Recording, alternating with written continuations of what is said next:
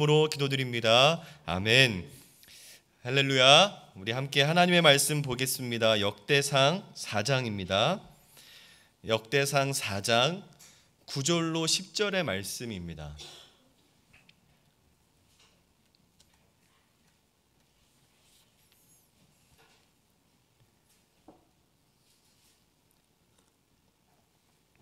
제가 가진 성경으로는 구약 성경 614쪽쯤에 있습니다.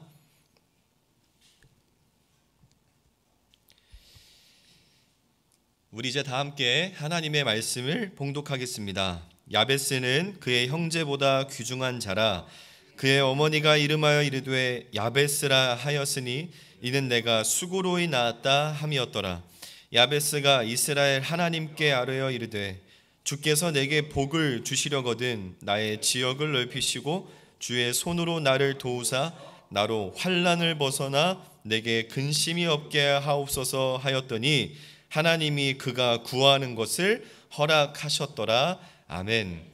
이번에 우리는 믿음이라는 주제로 말씀을 나누고 있습니다. 그 첫 번째는 믿음의 시작, 아브라함을 통해서 믿음의 시작이 어떻게 되었는지, 누구로부터 시작되는지 함께 나누었고, 두 번째는 믿음을 만들어 가시는 하나님, 다시 말해서 수동적인 믿음에 대해서 함께 살펴봤습니다. 하나님이 여러 가지 일들을 통해서, 특별히 연단을 통해서 믿음을 만들어 가신다라는 것이죠.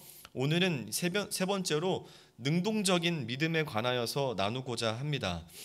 여러분은 여러분들을 어떻게 평가하시나요? 상당수의 사람들이 통계나 수치에 많이 의존합니다. 사람이 성공하기 위해서는, 내가 원하는 직종에서 성과를 내기 위해서는, 내가 원하는 직종에서 업을 삼기 위해서는 이러이러해야 된다, 이런 자격증, 이런 루트, 이런저런 조건을 갖춘 사람이 잘 된다더라, 이렇게 해보니까 되고 저렇게 해보니까 안 되더라, 통계가 그렇고 수치가 그렇고 확률이 그렇더라. 물론 확률과 통계, 수치가 중요하죠. 우리의 시간과 노력을 절약하게 되고 우리가 쏟아야 하는 에너지를 아낄 수 있도록 해주는 아주 유용한 도구입니다. 그러나 도구라는 것을 기억하셔야 되는 것이죠. 주객이 전도되어서 도구가 우리 인생을 이끌어가게 두어서는 안 된다라는 것입니다. 여러분은 어떠십니까? 이런 말들을 계속 접하고 듣게 되다 보면 어느새 내 마음에 나도 모르게 그런 수치들, 통계나 확률에 끌려다니는 경험들을 해보신 적은 없으십니까? 아니면 혹시 그런 통계나 수치와 확률에 지레 겁을 먹게 되어서 나는 끝났구나, 어떻게 해서 또 안 되는구나, 이렇게 노력해서 뭐하나, 이런 생각이 드신 적은 없으신가요? 우리는 이러한 사회적인 분위기와 사람들의 말들, 또 여기저기 돌아다니는 수치와 통계들 때문에 아직 무한하고 무궁무진한 우리의 가능성과 미래를 닫아버리기가 쉽다라는 것입니다. 내가 처한 상황과 환경을 보니까 나는 성공하기 글렀다라는 것이죠. 상황과 환경 때문에 들리는 소문들 때문에, 보이는 수치와 통계들 때문에 세상에 정해놓은 한계에 맞춰 살게 된다든가, 심지어는 우리 스스로가 한계를 정해버릴 수 있다라는 것이죠. 이것은 우리의 인생에서뿐만 아니라 하나님이 맡기신 사역에서도 마찬가지입니다. 여러분, 닉 부이치치라는 사람을 알고 계실 겁니다. 닉 부이치치. 이 닉 부이치치는 팔과 다리가 없이 태어난 사람이죠. 이 사람이 자라오면서 받은 그 고통은 그 누구도 이해할 수 없을 만큼의 그 큰 고통이었을 것입니다. 이 사람은 부모님의 교육 방침에 따라서 특수학교가 아니라 일반 학교에 진학해서 학교 생활을 시작했고, 그런 닉 부이치치를 괴물이라고 놀리면서 그 누구도 가까이 하지 않았습니다. 아마도 닉은 자기가 이 세상에 왜 태어났는지, 내가 대체 왜 살아가야 되는지에 대한 고민을 수도 없이 했을 거예요. 포기하고 싶었을 겁니다. 그러나 그럼에도 불구하고 항상 옆에서 자신을 아껴주고 세상 그 누구보다 아름답다라고 사랑한다라고 말씀해 주시는 부모님, 그리고 하나님에 대한 믿음으로 고통과 절망을 딛고 사람들에게 희망과 복음을 전하는 강연자로, 전도사로 새로운 삶을 살게 되었습니다. 이제는 전 세계적으로 유명한 사람이 되었죠. 결혼도 했고 자녀도 있습니다. 전 세계적으로 그리고 역사적으로 이 닉 부이치치처럼 고난과 역경을 딛고 일어선 인물들이 정말 많아요. 그 중에서도 닉 부이치치보다 더 오래전에 존재했던 오늘 성경 말씀에 등장하는 한 사람을 우리가 소개해드리고자 합니다. 야베스라는 사람이에요. 야베스의 어머니는 야베스가 태어나자 그 이름을 고통 가운데서 낳은 자, 고난을 만드는 자, 슬픔을 부르는 자라는 이름의 뜻을 가진 야베스라고 이름을 지어주었습니다. 야베스가 태어날 당시에 야베스의 어머니가 겪었던 그 고통이 무엇인지 우리는 다 짐작할 수가 없습니다. 해산의 고통이 유독 심했을 수도 있죠. 산모가 죽다 살아났을 수도 있습니다. 야베스가 태어남으로 인하여서 가정에 문제가 생겼을 수도 있습니다. 그리고 그 당시의 가정의 환경이나 사회적인 분위기가 너무도 슬프고 비참한 상황이었을지 모르겠어요. 어떤 이유였는지는 잘 모르지만 분명한 것은 야베스는 태어날 때부터 고통이라는 이름표를 달고 나왔다라는 것입니다. 여러분, 이름이라는 것은 한 사람이 살면서 가장 많이 듣고 가장 많이 불리게 되는 것이잖아요. 야베스는 어릴 적부터 어머니에게서 그 형제들에게서 그의 친구들로부터 고통이라는 이름으로 불리게 된 것입니다. 그 어린 시절이 어땠겠어요? 그 어머니가 말합니다. 너만 보면 그 끔찍했던 고통이 떠오른다. 이웃들이 수군거리는 것이죠. 너는 날 때부터 부정한 아이구나. 네 인생은 아마 그 이름처럼 고통일 거야. 그 이름을 극복하기에는 글렀어. 과거나 지금이나 이름에는 부모나 가족들의 염원이나 축복이 담겨 있잖아요. 그 아이가 어떻게 자랐으면 좋겠고 어떤 영향력을 끼쳤으면 좋겠는지에 대한 소망을 담고 그 이름을 짓기 마련인데 고통이라는 이름을 가지게 된 것이죠. 야베스는 실패자라는 낙인을 날 때부터 찍게 된 사람인 겁니다. 그가 처한 상황과 환경은 그 이름대로 고통이었을 거예요. 여러분 한번 생각해 보세요. 태어나자마자 자신의 의지와는 상관없이 불행을 불러일으키는 고통을 데려오는 사람으로 낙인 찍힌 그 야베스의 삶이 어떠했을지 한번 생각해 보세요. 자기 아들의 이름을 그렇게 지은 어머니께 사랑을 어디 제대로 받았겠습니까? 그 주변의 또래 친구들과 문제없이 지낼 수 있었겠습니까? 아마 그 이름 때문에 사람들의 수군거림 때문에 그 입소문에 야베스는 동네에서도 소외된 삶을 살았을 것입니다. 형제들에게도 애물단지 취급을 당하면서 이 세상 어디에도 기댈 곳이 없는 삶을 살았을 거예요. 그런 야베스의 인생이 얼마나 여유가 없었겠습니까? 남들보다 더 열심히 해야 눈에 띌까 말까 하는 사람이었어요. 그 누구보다 뛰어나다 하더라도 사람들이 꺼리끼는 사람이었습니다. 아무리 열심히 살아도 아무리 공부를 잘해도 아무리 착하고 성실해도 그 누구 하나 알아주지 않는 사람이었다라는 것이죠. 야베스의 상황과 현실은 그런 것이었어요. 얼마 가보지도 못하고 날마다 한계에 부딪힐 수밖에 없는 그런 삶을 살아야만 했다라는 것이죠. 왜요? 태어나자마자 불행을 불러오는 자, 슬픔을 일으키는 자, 고통스러운 사람으로 낙인 찍혀버렸기 때문입니다. 자신의 존재를 고통이라는 이름으로 불리고 싶은 사람이 어디 있겠어요? 그런 야베스는 충분히 그를 둘러싸고 있는 상황과 환경에 압도되고 함몰되어서 아무것도 할 수 없는 인생이 되었어도 할 말이 없는, 그 누구도 뭐라 할 수 없는 인생이었을 것입니다. 그러나 야베스는 그가 처한 상황과 환경을 바라보지 않았습니다. 야베스는 들리는 소문에 귀를 기울이지 않았어요. 야베스는 사람들의 말에, 상황과 환경에, 통계와 수치와 그런 확률에 주목하지 않았다라는 것이죠. 야베스는 자신의 이름에 자신의 미래와 가치를 두지 않았다라는 거예요. 그는 하나님을 바라봤습니다. 능동적인 믿음으로 하나님의 음성에 귀를 기울인 것이죠. 그는 하나님의 역사하심에 주목했습니다. 야베스는 자신의 가치를 하나님께 둔 것이에요. 우리 같이 10절을 다시 한번 읽어볼까요? 시작. 야베스가 이스라엘 하나님께 아뢰어 이르되 주께서 내게 복을 주시려거든 나의 지역을 넓히시고 주의 손으로 나를 도우사 나로 환난을 벗어나 내게 근심이 없게 하옵소서 하였더니 하나님이 그가 구하는 것을 허락하셨더라. 아멘. 그의 가치, 그의 인생은 그의 이름이라든지 수치와 통계라든지 사람들의 소문이라든지 그가 처한 상황과 환경, 이런 것들이 결정해 주지 않았습니다.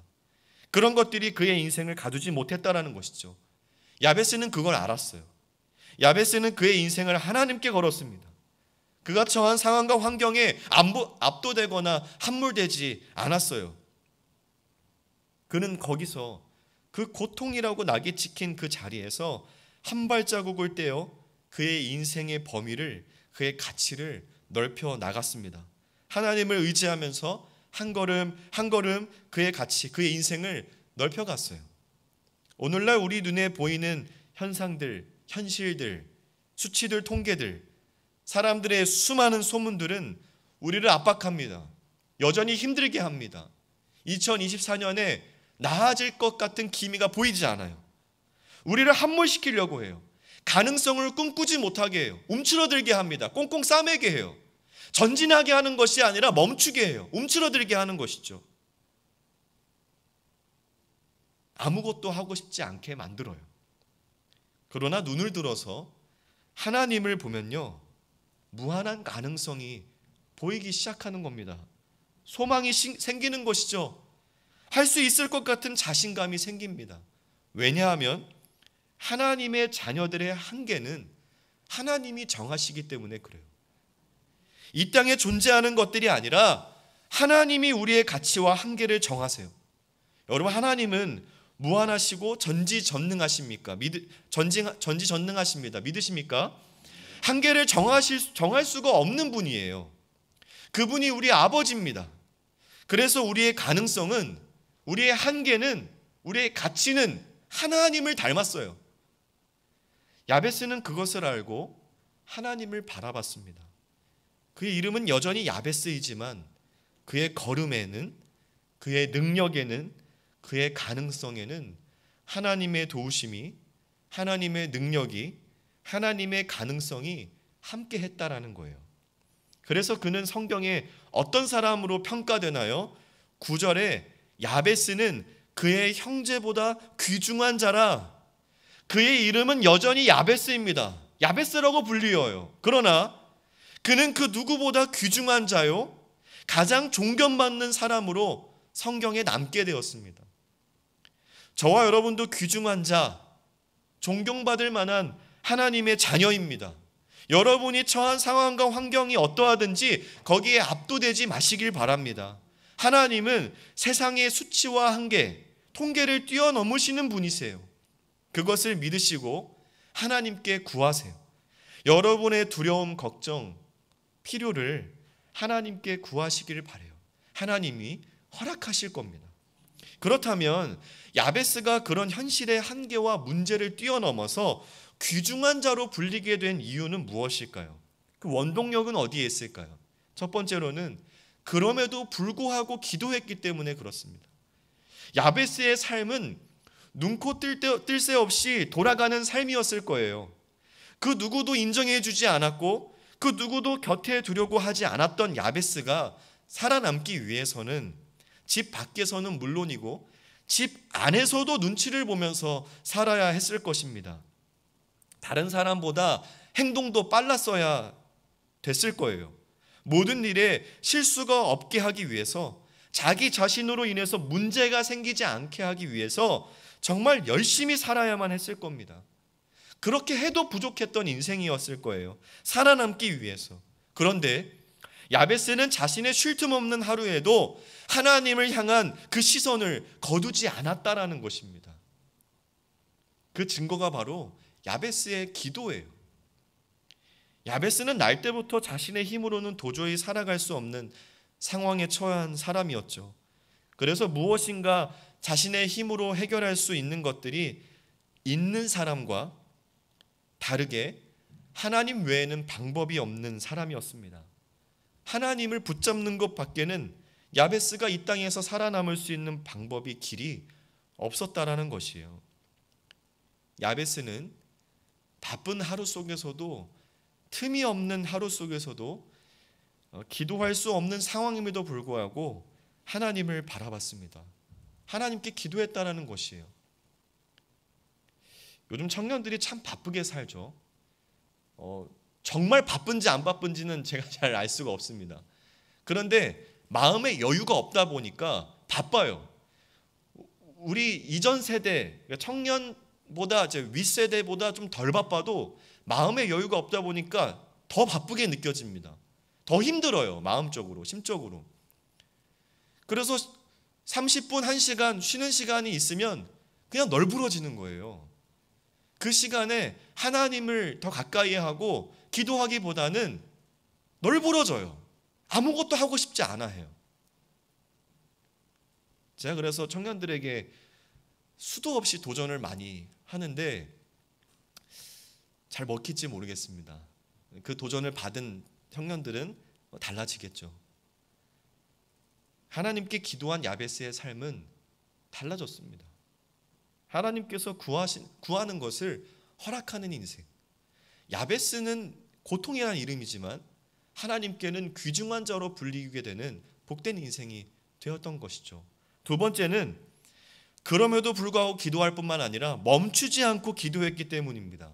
오늘 본문 10절 끝에 보면 하나님이 그가 구하는 것을 허락하셨더라라고 말씀하죠.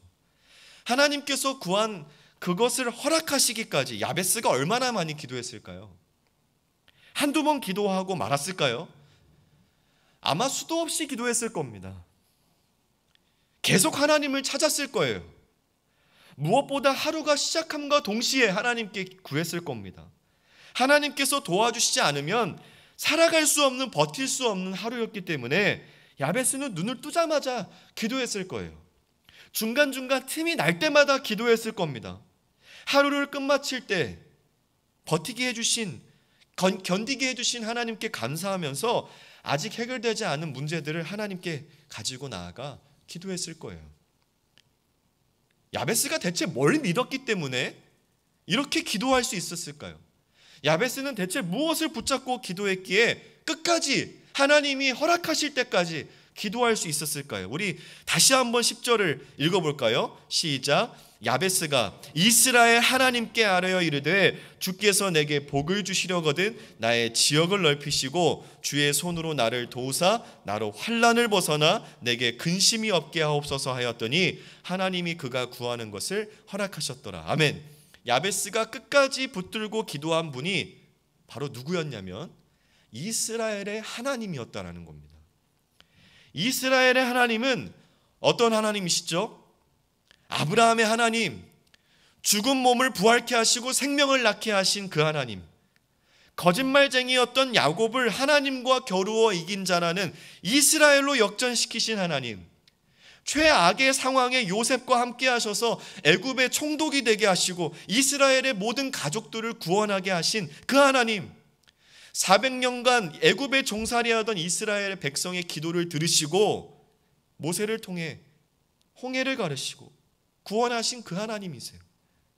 여호수아와 함께 하신 하나님, 다윗과 동행하신 그 하나님, 야베스가 믿는 분은 바로 그 하나님이에요. 자기 백성을 결코 버리지 않으시는 주님, 약속을 반드시 지키시는 하나님, 자녀를 사랑하시는 하나님, 기도와 부르짖음에는 반드시 응답하시는 그 하나님을 믿고 기도하고 있는 것이죠. 그런 야베스가 포기할 수 있었을까요? 그 생생한 역사 속에 하나님이 나의 하나님이신데 포기할 수가 없는 것입니다. 그래서 응답해 주실 것을 믿으면서 기도를 멈추지 않은 것이에요. 어디 들어주시나 안 들어주시나 한번 해볼까? 그렇게 하고 한두 번 찔끔 기도하고 말았다면 오늘 우리는 성경에서 야베스란 인물을 보지 못했을 겁니다. 이런 기도는요, 애초에 여호와 하나님을 신앙하지 않는 기도예요. 여러분 알지 않습니까? 신명기에서 6장에 하나님이 제1계명을 더 보충해서 설명하실 때 어떤 예를 들어 설명하시나요? 마사에서 너희 하나님을 시험한 것 같이 시험하지 말라 그랬어요. 그 시험은 무슨 시험이었습니까? 여호와께서 하나님께서 우리 가운데 계신가 안 계신가? 그래서 모세를 붙잡고 윽박질렀던 거 아닙니까? 물을 달라고. 한번 들어주시나 안 들어주시나 기도해 볼까? 이거는 신앙하는 기도가 아니라 불신앙하는 기도입니다. 하나님은 그 누구의 기도 시험받지 않으시는 분이시지만 그 하나님을 시험하고자 하는 아주 불경스러운 기도인 거예요. 그래서 야베스의 기도는 믿음의 기도입니다. 능동적으로 자신의 삶을 바라보는 것이 아니라 이스라엘의 하나님을 바라보는, 그 하나님을 붙잡아서 자신의 삶으로부터 한 발자국을 떼며 힘겹게 떼며 나아가는 전진의 믿음의 기도였어요. 사랑하는 여러분, 우리는 너무도 정신없이 바쁜 일상을 살아갑니다. 그러다 보면 내 신분이 무엇이었는지, 학교에서, 가정에서, 직장에서의 내가 있기 전에 하나님의 자녀로서, 그리스도인으로서의 나를 까맣게 잊고 살기가 쉬워요. 신앙하기보다는 내가 처한 현실의 비중을 더 많이 두게 될 수도 있다는 것이죠. 우리가 만난 야베스를 기억하시기를 바랍니다. 하나님께서는 자신의 힘으로 살아가는 사람들의 기도에는 침묵하세요. 하나님께서는 하나님을 찾지 않는 사람들을 귀중하다고 여겨주시지 않습니다. 그러나 하나님은요, 야베스처럼 상황과 환경에 함몰되지 않고 오히려 시선을 하늘로 향하고 끝까지 하나님께 메어 달리는 그런 사람을 주목하세요.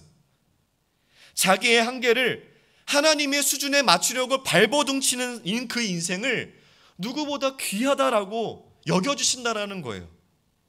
우리 생각대로, 우리가 계획한 대로, 노력한 대로 열심히 살면 우리의 의도대로 인생이 쭉쭉쭉 잘 풀릴까요?